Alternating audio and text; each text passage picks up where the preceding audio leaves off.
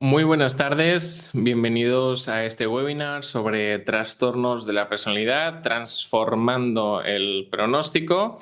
Es un tema que a mí me resulta apasionante. Eh, Me he especializado por diferentes circunstancias de la vida en trastornos de la personalidad. Es algo en lo que a lo mejor los psicólogos clínicos no reparan, no, es algo a lo que no le prestan la suficiente atención, pero es algo muy necesario por la gran cantidad de personas en el mundo que padecen alguno de ellos, ya sea a un nivel clínico o a un nivel subclínico, ¿no? A ver, voy a compartir pantalla para que podáis ver por ahí.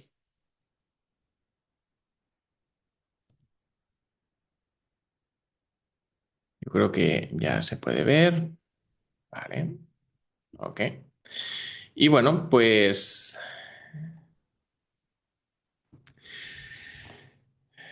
vamos a ver.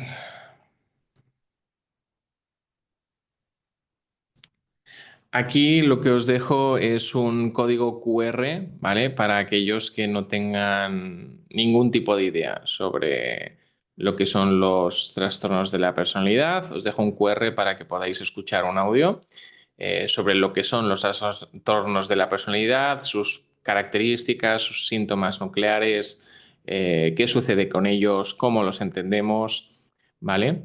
Eh, y básicamente con este webinar lo que vamos a hacer es partir ya desde ese conocimiento básico. Vamos al segundo peldaño, ¿no? Eh, ¿Por qué la gente se comporta como se comporta? Pues la clave es la personalidad, ese conjunto único de características que lo que hacen es influir en nuestra forma de pensar, en nuestra forma de interpretar el mundo, de lo que sucede, de sentir y nuestra forma de comportarnos, ¿no? Que nos definen de una forma, esos rasgos de una forma única, exclusiva y singular. Y nos definen pues para bien y para mal. Ahí es donde tenemos los trastornos de la personalidad, la desconfianza del paranoide, el distanciamiento e indiferencia del esquizoide, la excentricidad del esquizotípico, el desprecio del otro y la autoexculpación propias del antisocial, la arrogancia y prepotencia del narcisista, la teatralidad del histriónico, la inestabilidad perpetua y ese vacío interior crónico del límite, la sensibilidad al rechazo del evitativo, la sumisión del dependiente o el perfeccionismo del obsesivo. Hablo de estos, pero yo creo que sigue siendo un debate que realmente la realidad clínica no se limita a estos, ¿no? Vemos cosas que no se limitan a este tipo de trastornos de la personalidad, pero que cumplen características generales, como que son cuestiones que ya empiezan a verse en la adolescencia y que no se ve una tendencia a la remisión, sino que es una constante que afecta no solo a un entorno de la vida, sino que afecta a muchos entornos de la vida, a todos los entornos de la vida, y que por tanto estamos hablando de características de personalidad disfuncional, ¿no? Entonces, hablo de estos, pero yo creo que podemos hablar o de otros como el trastorno sádico de la personalidad, que obtiene placer humillando, dominando, controlando. Es un paso más allá del trastorno antisocial de la personalidad. Posiblemente lo podríamos ubicar en ese clúster B de inmadurez, pero tiene un cierto punto de excentricidad que haría que este trastorno sádico estaría entre el B y el A, ¿no? Claro, debemos entender la personalidad como un continuo, ¿no? No como cajones en los que uno se mete y ya no puede salir. Por eso, a veces nos va a resultar difícil saber en qué cajón meter estos. Tenemos el trastorno pasivo-agresivo de la personalidad, que sería un claro clúster B, un pre-antisocial, que no es frío emocionalmente, que puede llegar a empatizar, pero que es alguien muy puñetero, ¿no? Es Don Boicot y el boicot por el boicot. Sería algo parecido al trastorno negativista desafiante, pero también tendría características de antisocialidad del trastorno antisocial, sin llegar a la frialdad emocional, estaría ahí, con sus propias particularidades, ¿no? Tendríamos el trastorno autodestructivo o masoquista de la personalidad, que rechaza su propio bienestar constantemente, siente una fuerte atracción por las relaciones tóxicas, le encanta sentirse mal, le encanta eh, sentirse víctima, es una personalidad destructiva y rechaza cualquier tipo de ayuda de su entorno, es el primo hermano de alguna forma del trastorno límite de la personalidad. Tendríamos también el trastorno depresivo de la personalidad, que no es un trastorno depresivo como tal, en el sentido que habitualmente lo entendemos en nuestra sociedad. Hablamos de esa persona pesimista, triste, autocrítica, que no es capaz de ver nada positivo en la vida, que solo ve oscuros, ¿no? Solo ve cosas que criticar, todo está mal. No, no al nivel de intensidad de un trastorno depresivo, pero sí en un estado latente que se mantiene a lo largo de la vida. Tendría características compartidas con el evitativo. Sería a lo mejor un clúster C, ¿no? Más que un clúster B. A lo mejor yo lo situaría en un clúster C porque en ciertos momentos compartiría ciertas conductas propias del rango ansioso, pero sin caer en la teatralidad del clúster B, aunque podríamos decir, bueno, pero también es inmaduro emocionalmente. Bueno, ese sería otro de esos trastornos que estaría a caballo, ¿no? Estaría en la mitad. Y también tenemos esas personas que a día de hoy se les denomina personas altamente sensibles, esas personas que sienten que su piel es muy fina y que, bueno, por eso rehúsan, ¿no?, de tener demasiado contacto social, pero los podríamos poner en un clúster C, porque tiene rasgos que se solapan entre el evitativo, el dependiente, pero no es exactamente ni uno ni el otro. Bueno, la diferencia entre lo que es trastorno de la personalidad y no, pues para mí se halla en la capacidad de madurar y sanar. El trastorno de la personalidad surge en la adolescencia y ya no desaparecería porque es incapaz de madurar ese aspecto de su emocionalidad sin ayuda y porque en la mayoría de casos pues tienen nula conciencia de enfermedad, que es otra de las características esenciales de un trastorno de la personalidad. El resto de trastornos, por lo general, la propia persona sabe ver un antes y un después en su vida. El trastorno de la personalidad, como se ha desarrollado con la propia persona, no sabe ver ese cambio ni sabe ver esa necesidad, ¿no?, de tener ayuda a su alrededor. Entonces, aquí es donde nos damos cuenta de que muchos que se mueven entre nosotros tienen dificultades. Tienen dificultades y es un alto porcentaje de la población. Tienen dificultades por su incapacidad de ver el mundo sin barreras. Aquí he dejado una frase que es interesante que leamos, ¿no?, en la portada. En los trastornos, a ver si puedo acceder a ella porque tengo un menú que no me deja. Un momentito, ocultar controles de reunión flotantes. Aquí va. Los trastornos de la personalidad representan la incapacidad de ver el mundo sin barreras. Claro, se mueven entre nosotros, tienen dificultades por su incapacidad de ver el mundo sin barreras. Algunos creen que la cárcel está fuera de ellos, que es el mundo el que está mal, pero que es el mundo el que es la cárcel, pero la barrera y la cárcel está en su propia mente, ¿no? Entonces, básicamente los trastornos de la personalidad funcionan como un filtro que no funciona ni para entender el mundo ni para entenderse con el mundo. Pero en vez de que esto pueda causar una respuesta por parte de la comunidad científica, de la comunidad clínica, una respuesta de volcarnos sobre este tipo de personas, yo diría que les tenemos más bien pavor, ¿no? Incluso más pavor que a los trastornos psicóticos. ¿Por qué? Por su mal pronóstico y escasa capacidad de control. Pero no solamente eso, por su elevada prevalencia. Entre casos clínicos y subclínicos, como ya hemos dicho, superamos el 10% de la población. Tenemos ese mal pronóstico, además de su mal diagnóstico, ¿no? Yo tengo un paciente con trastorno límite de la personalidad en consulta que ha sido diagnosticado hasta de 4 diagnósticos diferentes: distimia, trastorno de ansiedad generalizada, trastorno obsesivo compulsivo, y lo último que le querían diagnosticar era TDAH.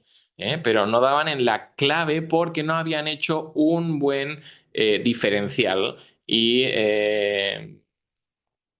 un análisis funcional de la situación, ¿no? Entonces van viendo características, le van poniendo etiquetas, pero no ven el cuadro en el global y mucho menos, ya diríamos, están aplicando el principio de parsimonia, que si puedes explicar toda la sintomatología con un diagnóstico, no lo expliques con cuatro, ¿no? Pues en la salud pública, este paciente le explican toda su sintomatología con cuatro diagnósticos. Entonces, claro, eso no nos ayuda mucho a abordar el caso. Si vemos el caso de forma fragmentada, como mucho lo podremos abordar desde solamente los síntomas, pero no podremos ir a la raíz de todo para que esa persona pueda empezar a ser completamente autónoma y no dependiente de psicofármacos, por ejemplo, ¿no? Entonces, hablamos de un mal pronóstico a pesar de que 2 de cada 3 personas con trastorno de la personalidad, aquellos poquitos que llegan a consulta, que son en torno al 40%, con terapia, aunque no resolvamos del todo el asunto, podemos mejorar su funcionalidad, que es un gran logro. Lo que nos aterra es tener que trabajar con personas que no solamente tienen un mal pronóstico, sino que además tienen escasa o nula capacidad de insight, conciencia de enfermedad, porque se han desarrollado así, no ven la necesidad de ser atendidos y además creen que es su entorno el que debe ser atendido, el que necesita terapia y adaptarse a ellos y no a la inversa. Que eso es interesante, ¿no? Entonces, este hecho causa además una baja adherencia terapéutica, que es el siguiente punto, porque no ven la necesidad de acudir a terapia y si la ven no es debido a su personalidad, sino a otro tipo de sintomatología, como por ejemplo sintomatología depresiva, sintomatología ansiosa. Ese puede ser, digamos, el anzuelo por el que llegan a consulta y el anzuelo a través del cual podemos, si establecemos una buena relación terapéutica, podemos llegar a lo profundo de las cosas. Claro, no todo el mundo va a llegar con este anzuelo, por decirlo de alguna forma, a consulta. ¿Por qué? Por ejemplo, un psicópata no va a tener ese tipo de sintomatología, por tanto, no va a acudir a consulta.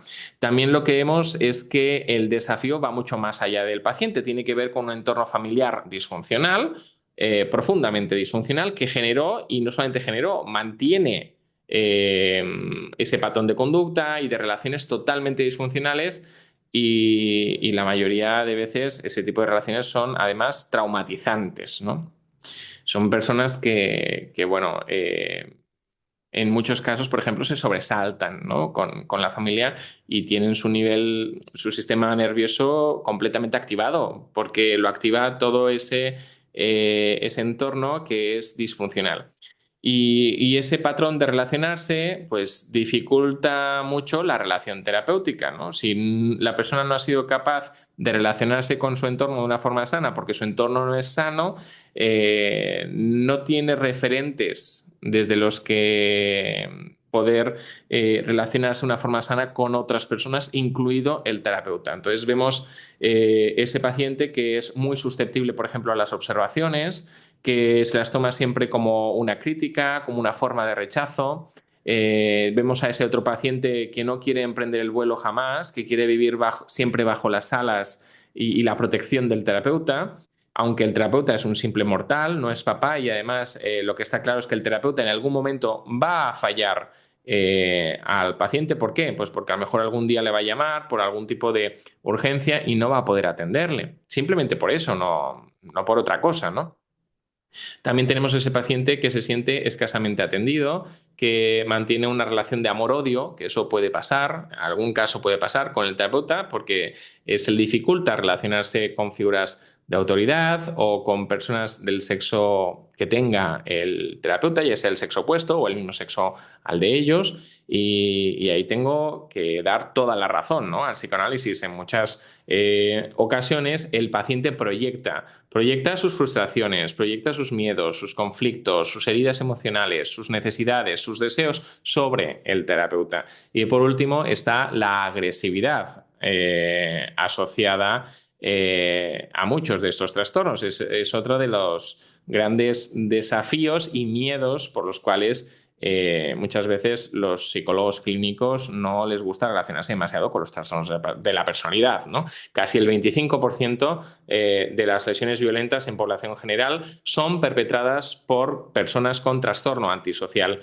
de la personalidad. Deberíamos ver la necesidad, ¿no? de ubicar a estas personas, de atenderlas de forma adecuada y reduciríamos en un 25%, una de cada cuatro lesiones violentas en población general desaparecerían, ¿no?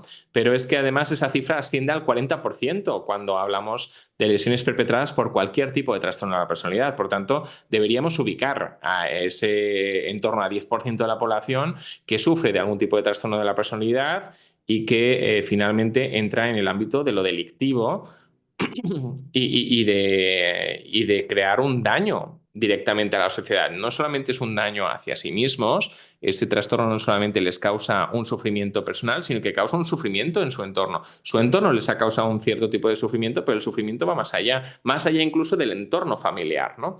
Esa es la razón por la que, pues, atender a los trastornos de la personalidad, a aquellas personas que por circunstancias de la vida se les dificulta demasiado relacionarse con su entorno, es algo que es más que una opción, es una necesidad social que tenemos. Por eso debemos sensibilizarnos con respecto a los trastornos de la personalidad, porque alguien que percibe, que mira el mundo con un filtro equivocado y que por tanto muchas veces tiene una experiencia inquietante de su existencia, pues siempre será un peligro, tanto para los demás como para sí mismo. Y ese desafío se incrementa cuando tenemos ya a adolescentes con cuadros de trastornos de la personalidad sin poderles diagnosticar adecuadamente porque tenemos el criterio de que hasta los 18 años nada, ¿no? O con los que, bueno, pues lo que hacemos es que intentamos enmascarar un diagnóstico grave como un trastorno de la personalidad con diagnósticos temporales que, bueno, finalmente cuando llegan a sus 18 años se convierten en un trastorno de la personalidad. Pero ahí la cuestión, desde la comunidad clínica, deberíamos ver a qué estamos jugando. Perdón. Un trastorno límite de la personalidad, por ejemplo, que con 14 años ya hemos clarísimo que es un trastorno de la personalidad límite, pero no puede diagnosticarse hasta los 18 años. Y ahí es cuando entran en juego otro tipo de diagnósticos que no tienen nada que ver y que van a ser temporales, como por ejemplo un trastorno por déficit de atención y hiperactividad o un trastorno bipolar, que no es lo que hay. Entonces, entendemos ahora el error. La cuestión es que creyendo de antemano que un trastorno de la personalidad es sinónimo de fracaso garantizado, pues muchos profesionales abordan de forma equivocada los trastornos de la personalidad y además dan por perdida la batalla antes de empezar. Y parte de esa idea de fracaso garantizado viene de nuestras creencias con respecto a lo que es el origen de los trastornos de la personalidad. Por lo general, en la facultad te explican que la personalidad es 30% genética, 70% ambiente. Muchos hablan de esos porcentajes, otros hablan de 50-50, otros hablan de 60% genética, 40% ambiente. Hay debate, no se llega a ninguna conclusión al respecto, pero bueno, lo que sucede es que esa parte genética es la que nos da miedo, es decir, no podemos trabajar con lo que es genética. Pero la cuestión es que nos olvidamos y a lo mejor estamos atribuyendo a la genética cosas que no son de la genética, nos estamos olvidando de la psicología prenatal, de qué sucede en la conexión madre-hijo durante la gestación. Hay estudios que incluso indican que la madre comunica una cierta predisposición con respecto al feto hacia el padre, ¿no? A través de esa conexión que todavía necesitamos estudiar mucho más, necesitamos comprender mejor. Y claro, pues estamos hablando de temas muy subcorticales, porque ese tipo de comunicación va a ser muy subcortical, porque va a quedar en capas muy profundas del desarrollo neurocognitivo, neurobiológico, y lo que está claro es que las emociones de la madre, y eso ya queda muy refrendado a nivel científico, lo que está claro es que las emociones de la madre, sus niveles hormonales, tienen un impacto en el desarrollo del sistema nervioso del feto. No solamente durante la gestación, no solamente en el periodo prenatal, sino perinatal, porque no olvidemos que la relación entre madre y criatura se prolonga mucho más allá a través de amamantar a ese bebé. Y por tanto, pues también hablamos de epigenética y de la neurociencia del desarrollo fetal. Todo un mundo por descubrir, pero si solamente vemos los trastornos de la personalidad con esa perspectiva, yo diría, anticuada, retrógrada, de dónde viene la personalidad de la persona, dónde están sus orígenes, la etiología, pues lo que sucede es que vamos a tener las miradas tan estrechas que vamos a pensar que justo no hay batalla que ganar, que ya está perdida de antemano. No es la situación, ¿eh?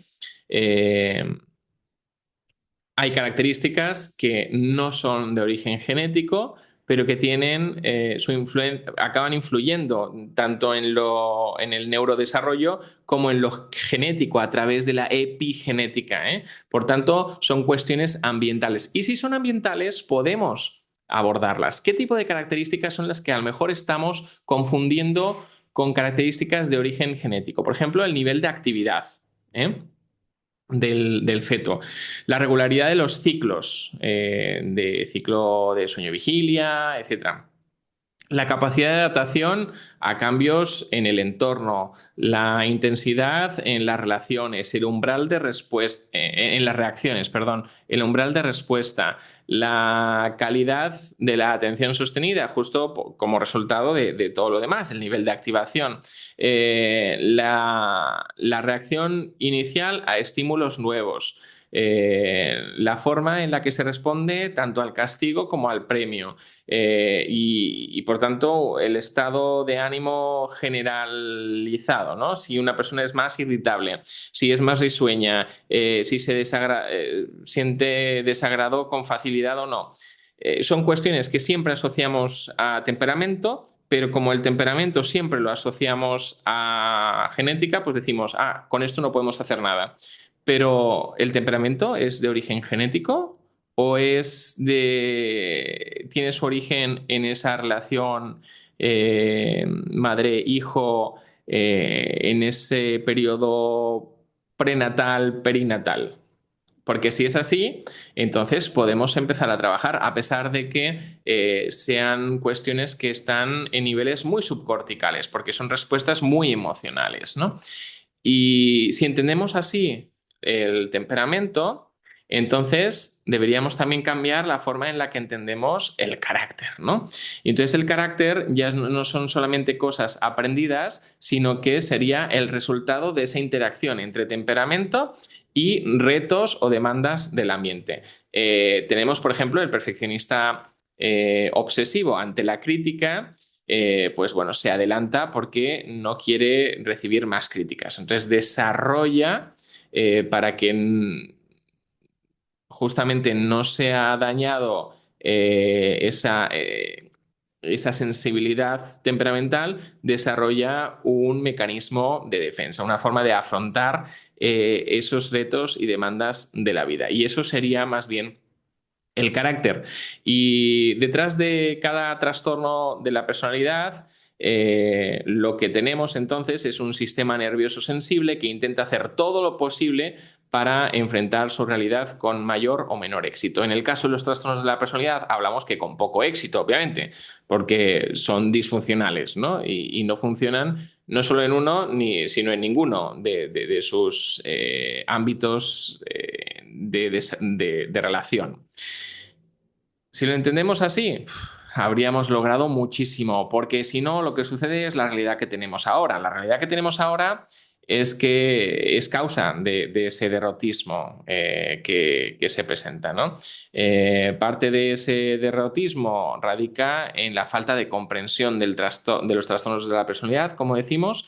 Si nos quedamos solamente con una explicación neurobiológica, pues por lo general las personas piensan neuro igual a psicofármaco, punto. ¿Y qué sucede? Que entonces lo que creamos son pacientes crónicos. Cronificamos al paciente. Cronificamos al paciente desde ese punto de vista y cronificamos al paciente si solamente aplicamos algunos consejitos de terapia cognitivo-conductual muy por encima y ya está, ¿no? A que sufres de ansiedad, bueno, pues un poquito de relajación de vez en cuando. Pero no estamos yendo al fondo de las cosas. Y ahí esa es la cuestión. ¿Qué fue antes? ¿La gallina o el huevo? Hay que buscar el huevo, ¿eh? La gallina siempre es el resultado del huevo, ¿no? Entonces, ¿qué es antes? ¿La alteración química o la alteración emocional que se refleja después en una alteración química?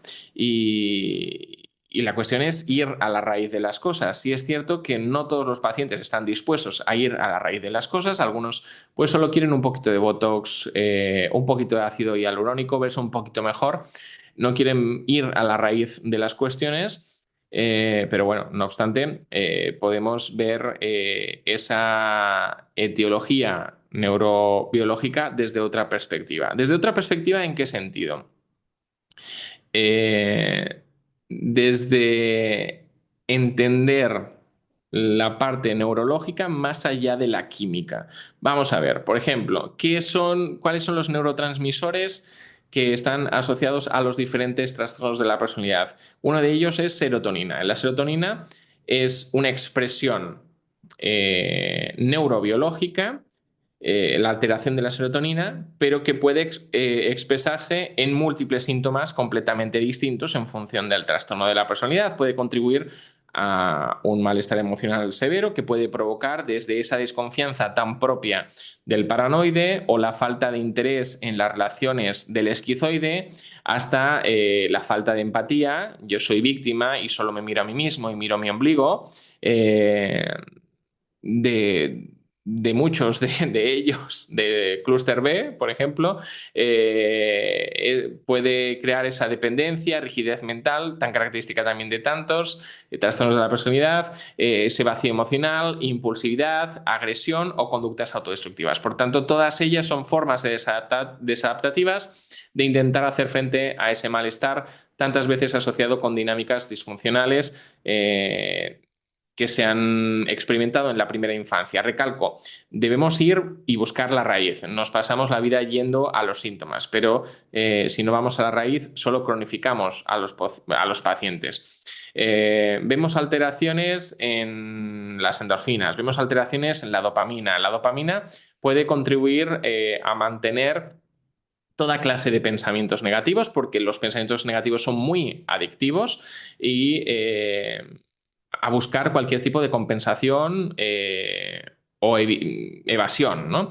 El ser humano, ante una desregulación del sistema serotoninérgico, y lo que intenta constantemente es buscar en la dopamina el placer de lo momentáneo, como una forma de mitigar el dolor emocional a través de la evasión.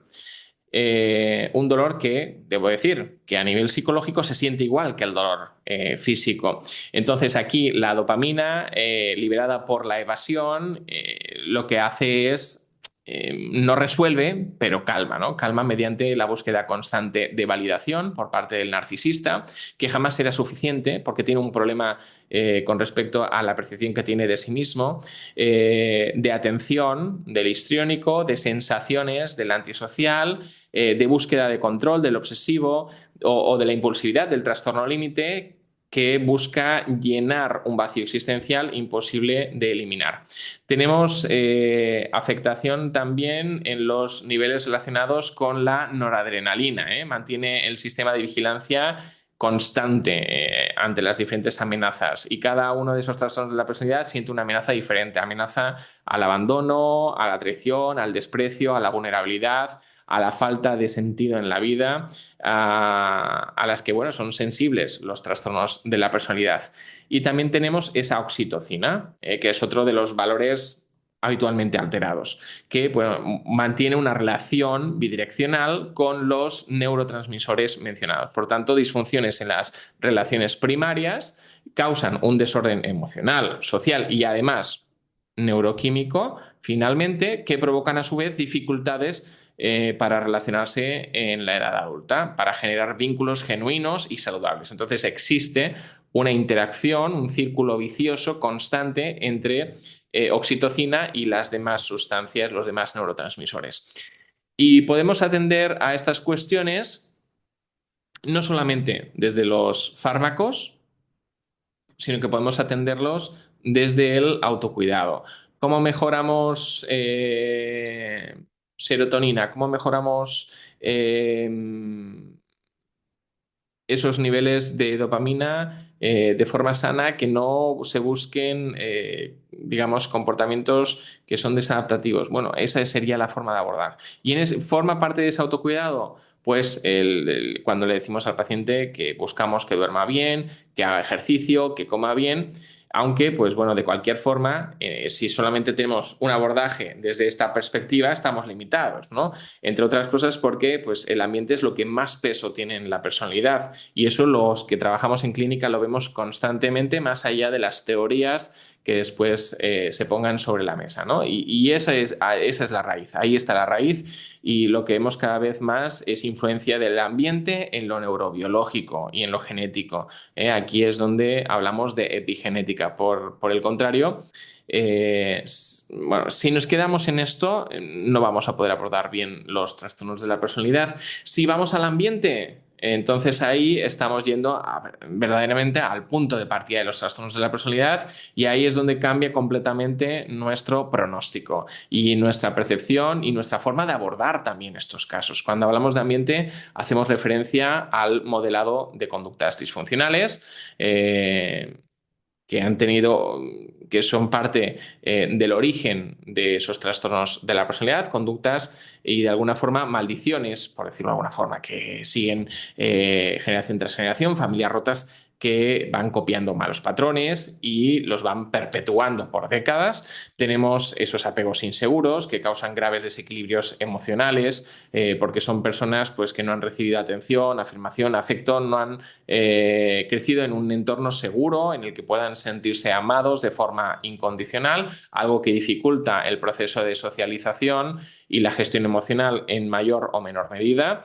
Y en diferentes formas, y por eso tenemos diferentes trastornos de la personalidad y tenemos traumas emocionales, experiencias emocionalmente no resueltas. Especialmente hablamos de situaciones de estrés que nuestro yo de la infancia no supo resolver, no supo comprender, no supo integrar, porque no estaba preparado para ellos. Ese sistema nervioso no estaba preparado para hacer frente a todo eso. Lo único que pudo hacer ese niño, que después se convierte de alguna forma en ese niño interior, es manifestar mecanismos de defensa, intentar hacer frente a esa situación como bien pudo, con aislamiento, con evitación, con sumisión. Esas formas de respuesta ayudaron a esa persona a sobrevivir psicológicamente en su momento, hasta cierto punto, pero bueno, en la edad adulta pues resultan totalmente desadaptativos, ¿no? Eh, sí, y no jamás van a ser esos mecanismos de defensa formas que puedan ser útiles para reparar la situación. Y lo único que han creado, pues básicamente son personas emocionalmente inmaduras que no saben regular sus emociones, sus pensamientos y su experiencia o percepción tanto del mundo como de sí mismos. Si pensamos solo en biología, pues estaremos limitados, como os digo, estaremos limitados. Pero, y entonces, claro, solamente estaremos administrando antidepresivos, ansiolíticos, antipsicóticos, opioides. Ahí tenemos algunas imágenes. Seguramente a alguno de vosotros, pues alguna de estas cajas le sonará de algo. Eh, si hablamos de neuro, pues posiblemente ni siquiera hablaremos de autocuidado, ¿vale? Solamente hablaremos de fármacos. Si pensamos en el ambiente, pues la respuesta es mucho más amplia, es más sencilla, va a la raíz de las cosas y el pronóstico se transforma completamente, ¿no? Cuando hablo de raíz, y hablo de ambiente, ¿a qué me estoy refiriendo, ¿no? Porque la palabra ambiente puede ser muy ambigua, pueden ser muchas cosas, todo y nada, ¿no? Lo que hablo es del cambiar la forma en la que la persona se percibe a sí misma. Se percibe a lo mejor como víctima, como autosuficiente, como especial, la octava maravilla del mundo, como merecedor de no sé qué, como vulnerable, como débil o como falsamente invencible, ¿no? Y me refiero entonces a la forma de cambiar la forma de percibirse a sí mismos. Esa sería la raíz, la percepción de sí mismos y también cambiar la forma en la que percibe el entorno, eh, como hostil, como impredecible, como inseguro. Y por tanto, la autopercepción es la clave de la autoconciencia, del insight y de la conciencia de enfermedad, que es necesario para que la persona no se resista al cambio, para que la persona además busque ayuda y se adhiera a la terapia.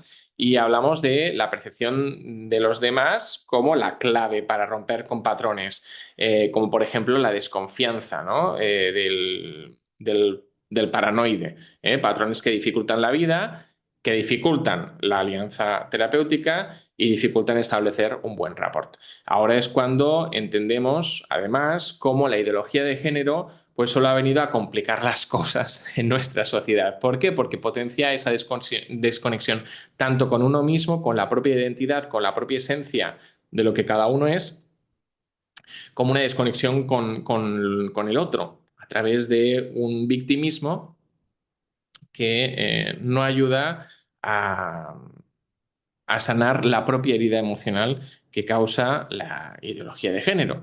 Y cada vez tenemos más víctimas de esa ideología. Y yo a las personas no las veo como ningún tipo de amenaza, sino en este caso yo creo que hay personas que son víctimas de la ideología de género. Pero bueno, lo importante es eso, es ver esa raíz, esa percepción de uno mismo, del entorno, del mundo, como la raíz de todo, ¿eh? Eh, y si es la raíz, no tenemos un gran problema para abordar ese tema. Porque, ¿qué sucede?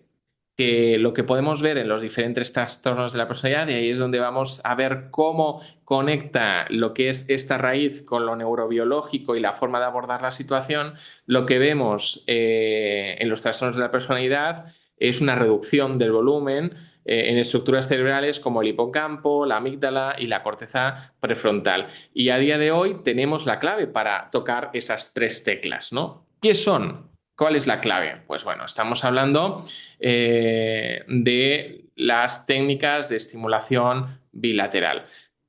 Amígdala, prefrontal, hipocampo, pues son áreas alteradas por las experiencias de la primera infancia, porque no estamos preparados emocionalmente para gestionar ciertas experiencias, porque las traumatizamos y las guardamos así en memoria de forma traumatizada, no les damos ningún tipo de significado, no las trabajamos porque no estamos capacitados y porque al verse alterada nuestra seguridad emocional o física, pues genera en su falta de capacidad el niño formas de afrontamiento desadaptativas, que es lo que entendemos a día de hoy como carácter, ¿no? Pero estas mismas áreas están relacionadas también con las técnicas de estimulación bilateral, o sea, están relacionadas con la parte neurobiológica de los trastornos de la personalidad y están relacionadas con las técnicas de estimulación bilateral. Yo creo que ahí es una de las grandes claves de la solución de todo, ¿no? Hablamos de técnicas de estimulación bilateral porque no me gusta hablar de MDR, porque las técnicas de estimulación bilateral van mucho más allá del MDR y el MDR simplemente es uno de los grandes negocios del siglo XXI que lo que hacen es limitar el acceso de las personas a una ayuda eficaz y contrastada, ¿no? Los profesionales pagan grandes cuantías para formarse en ellas y después para recuperar la inversión tienen que cobrar grandes cuantías a sus pacientes. Entonces, por eso hablo de técnicas de estimulación bilateral en el más amplio de los sentidos. Técnicas de estimulación bilateral que lo que hacen es ir al origen de esas percepciones alteradas, que es el trauma emocional, actuando en la amígdala. La amígdala juega un papel central en el procesamiento emocional. Las técnicas de estimulación bilateral pueden ayudar a desensibilizar la amígdala, reduciendo la necesidad de manifestar ciertos mecanismos de defensa. Esto permite reprocesar el trauma sin las reacciones emocionales extremas que antes provocaba, disminuir el malestar y el sufrimiento, porque ahora pues, la persona se siente a salvo de sus miedos. La técnica de estimulación bilateral va a permitir sentirse a salvo, y que la persona no tenga que recurrir al miedo al abandono, a la vulnerabilidad, al perjuicio, al miedo al rechazo, como una forma o un mecanismo para sobrevivir. Entonces, no solo actúan estas técnicas de estimulación bilateral sobre la amígdala, sino sobre el hipocampo, un hipocampo que está involucrado en la memoria y en la integración de experiencias. Las técnicas de estimulación bilateral pueden favorecer la normalización de la actividad del hipocampo, ayudando a las personas a organizar, a contextualizar, a dar sentido a las cosas, a resignificar, a dar otro significado, otra valencia a las experiencias, a los recuerdos traumáticos, convirtiéndolos en más adaptativos y menos disruptivos.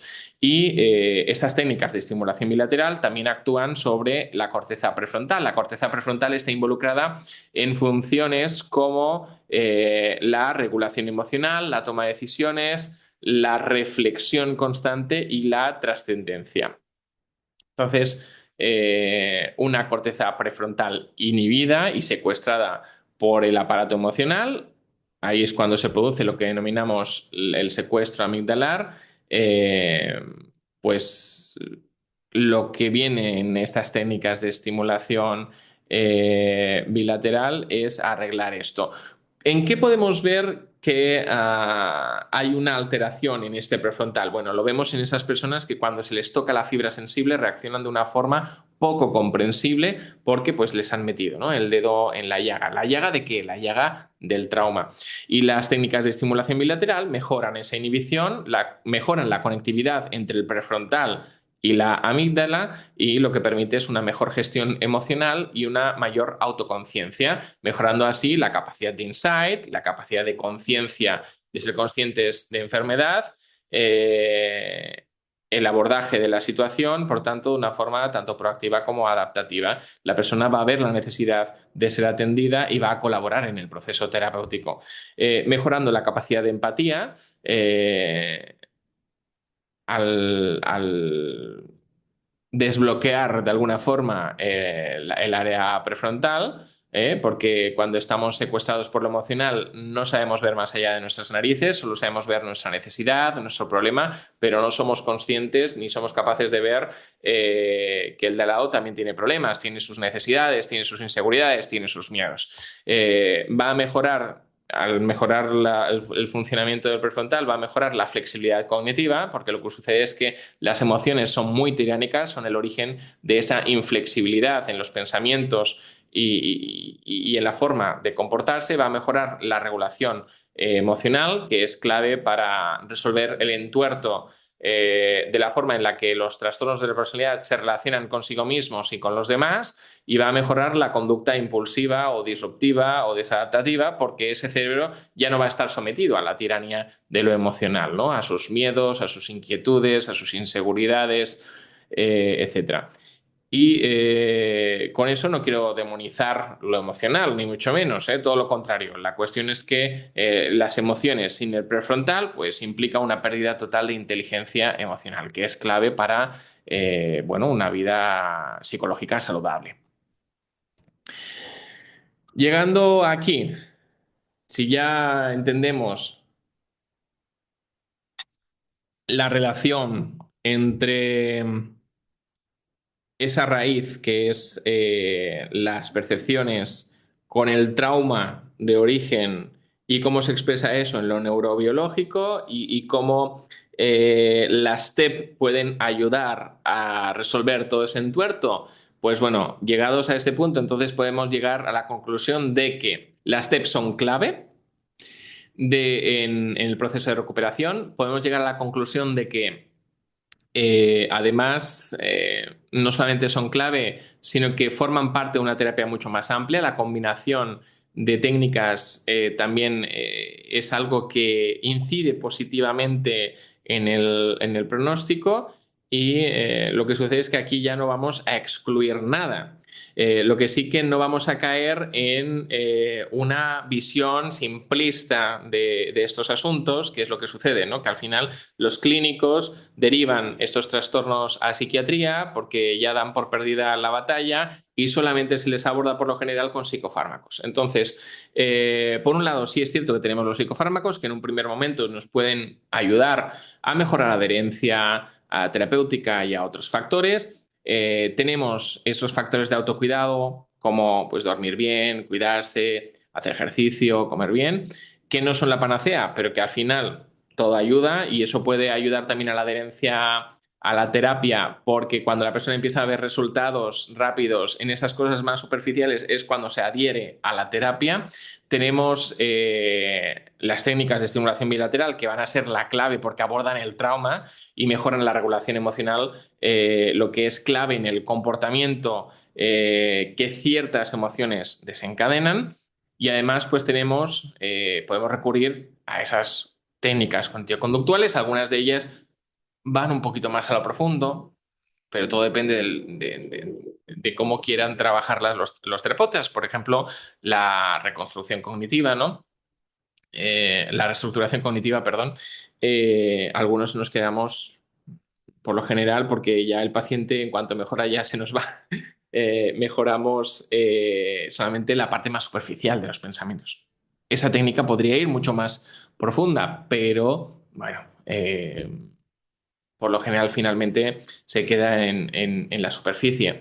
Tenemos todos esos ejercicios, muchas veces simbólicos, que ayudan a cerrar ciertos ciclos del pasado, ciertas heridas del pasado, mejorar aceptación del pasado y nos permiten, por tanto, si resolvemos el pasado, mirar al futuro y no estar secuestrados por el pasado. Y aquí debemos tener claro que, y también nuestro paciente debe tener claro que el pasado no se puede cambiar, que el rencor y la amargura impiden avanzar, que es algo clave para vivir una vida como debe ser vivida y que pues una persona madura presta mayor atención a la relación y da más valor a la relación eh, a que alguien nos dé la razón, nos haga justicia o algo así. Eso implica una inmadurez emocional increíble, ¿no? Entonces, cerrar ciclos desde la aceptación, el perdón y la reconciliación con nuestro pasado y con nosotros mismos, pues es clave para mirar al futuro. Eso lo podemos trabajar en terapia y nos permite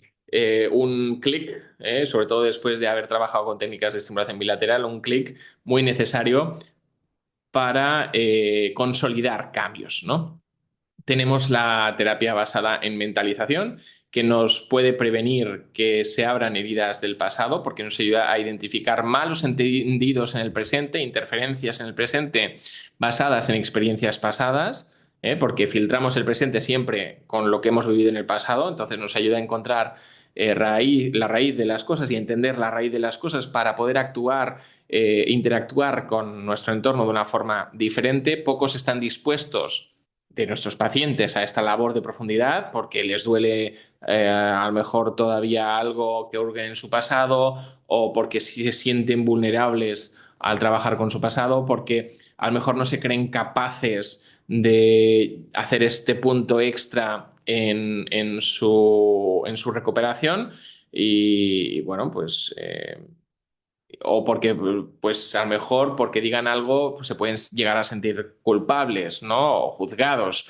cuando esa jamás ha sido la tarea del psicólogo. La tarea del psicólogo es llevarte del punto A al punto B, terapéuticamente hablando, ¿no? Y tenemos otra de las claves, ¿no? La relación terapéutica, que eso es la clave desde el principio hasta el final de cualquier tipo de terapia, ¿no? La relación terapéutica puede aportar esa atención, afirmación, afecto incondicionales, ese lugar de seguridad que esa persona no tuvo en su infancia y bueno, y además esa relación terapéutica aporta un claro reflejo del yo, ¿no?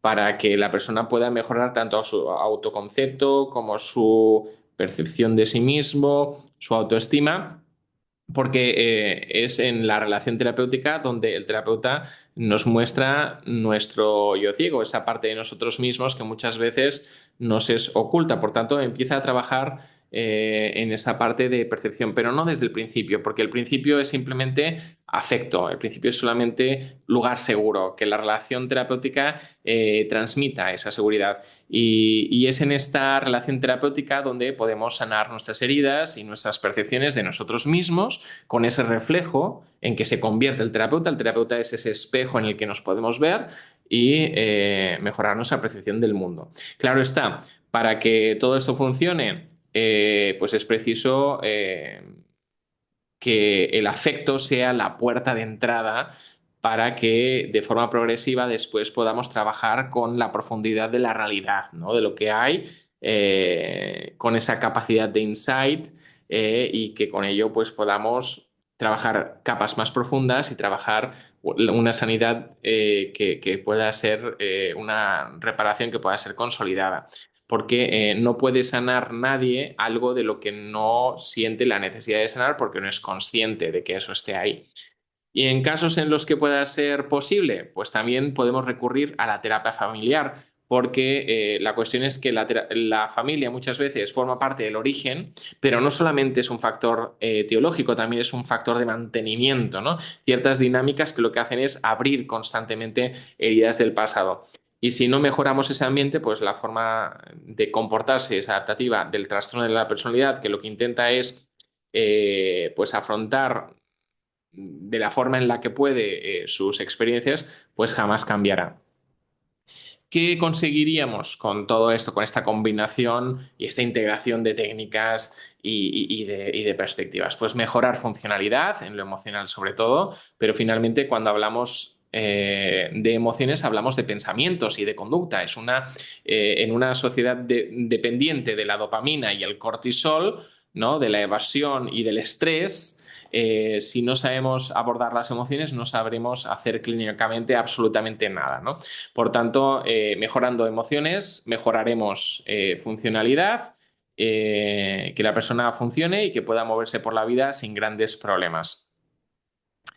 ¿Qué conseguimos con todo esto? Pues disminuir cualquier tipo de impulsividad que pudiera resultar dañina para otros y para sí mismos. Eso es fantástico porque así reducimos tanto heteroagresiones como autoagresiones, tan características, por ejemplo, de trastornos como el histriónico o el límite. Por tanto, reducimos riesgo autolítico y el suicidio es una de las grandes, de las mayores pandemias de nuestro siglo.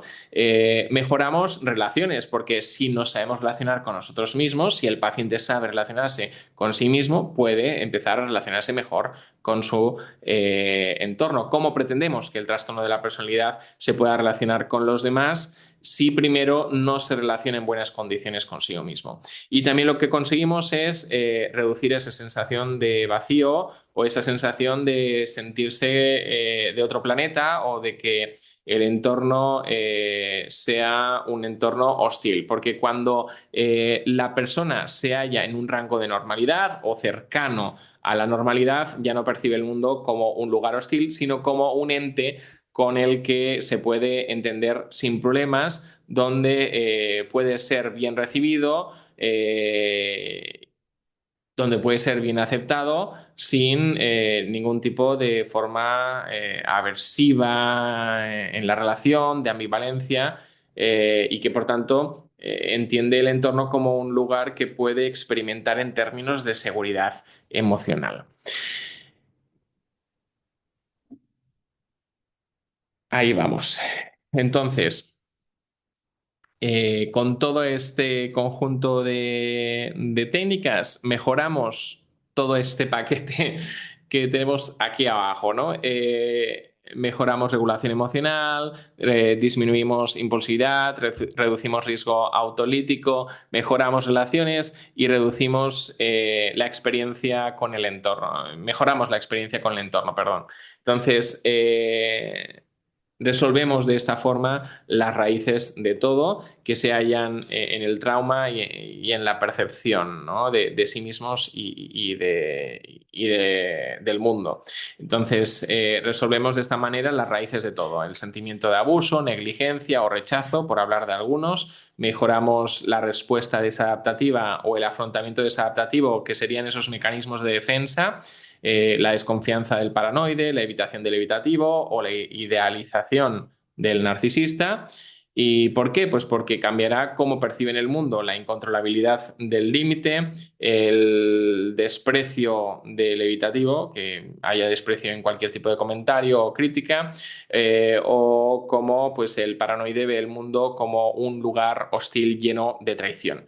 Todo esto, pues gracias a esa combinación de técnicas, sobre todo, y ahí el gran y potente, la gran potente herramienta sería las técnicas de estimulación bilateral, pero también es gracias a la relación terapéutica, que sin ella no va a haber adhesión a la terapia, y también, si pudiera ser, gracias a la terapia familiar, porque permite sanar, permite integrar aspectos de la personalidad que han sido rotos en esas primeras experiencias de la infancia y del periodo prenatal y permite mejorar la percepción de las cosas y las situaciones de raíz. Y la combinación de intervenciones terapéuticas pues, ha demostrado un un pronóstico favorable en este sentido. Un 50% mejora su funcionalidad con solo y simplemente técnicas cognitivo-conductuales, por tanto, algo ya podemos hacer. Claro, de aquellos que llegan a consulta, que no son todos. Entonces, el 50 del 40 es el 20, ¿no? El 20 del 10% de la población, pues estamos hablando de un 2%. Pero bueno, ya es algo, ¿no? Trabaja relación terapéutica, mejora sintomatología en hasta un 50% de los casos, así como la adhesión a la terapia en más de un 60% de los casos. La terapia familiar tiene un impacto positivo en un 70% de los casos. Atendamos en la medida de lo posible al tema familiar, porque forma parte de la raíz de las cosas, ¿vale? Y las técnicas de estimulación bilateral, ahí es donde la mejoría es exponencial, porque puede mejorar la sintomatología entre un 40 y un 80% de los casos. Todo dependiendo de qué tipo de trastorno de la personalidad estemos hablando y del caso en concreto, ¿no? Por tanto, mejorar el pronóstico a día de hoy es posible en los trastornos de la personalidad, siempre que, por un lado, comprendamos bien en qué consiste, en cuál es la configuración, la esencia, la estructura de los trastornos de la personalidad y su etiología eminentemente ambiental, cosas que atribuimos al temperamento, bajo mi consideración, no son de origen genético, son de origen prenatal, perinatal. Son áreas que todavía están en desarrollo de investigación, pero bueno, ya vemos cositas por ahí que nos pueden indicar esto con claridad. Y bueno, siempre que los profesionales estén bien preparados para abordar los casos. Estábamos hablando de una serie de técnicas que, bueno, pues a lo mejor si no las manejamos debemos aprender a manejarlas. El otro día recibí un mensaje que decía que era imposible tener un buen pronóstico con estos casos, ¿no? Y además con una expresión un poquito fuerte, ¿no? Pero bueno, a día de hoy el mal pronóstico podemos decir que es historia con respecto a los trastornos de la personalidad, siempre y cuando que comprendamos bien de qué se trata y estemos bien preparados. Podemos decir que no solo pueden mejorar los trastornos de la personalidad en funcionalidad, en sintomatología, sino que mejoran con la terapia adecuada. Esa es la conclusión del webinar de hoy, y pues que la terapia adecuada no es ir al psicólogo solamente para desahogarse, sino implica mucho más, implica intencionalidad, implica objetivos claros, implica el uso de técnicas claras y de demostrada eficacia. Solo un 40% de los trastornos de la personalidad reciben algún tipo de tratamiento. Eso significa que todavía hay un 60% además de personas diagnosticables que no han recibido jamás ningún tipo de ayuda. Aquí debemos ser más intencionales, debemos ser más sensibles con las necesidades de los trastornos de la personalidad. Los trastornos de la personalidad son una realidad en nuestra sociedad. Estamos hablando de más del 10% de la población entre casos clínicos y subclínicos. y bueno, pues espero que este webinar haya podido descubriros una o dos cosas interesantes. Os doy las gracias por haber participado en el día de hoy y simplemente, aparte de remitiros a ese código QR del inicio, os remito a mi página web para cualquier tipo de consulta o aclaración. Ahora abriremos un periodo de preguntas y pues nada, espero que nos veamos pronto en otro webinar, en otra capacitación, formación, charla, conferencia, lo que sea. Un fuerte abrazo para los que se desconecten ahora y para los que no, pues nos despedimos un poquito más tarde.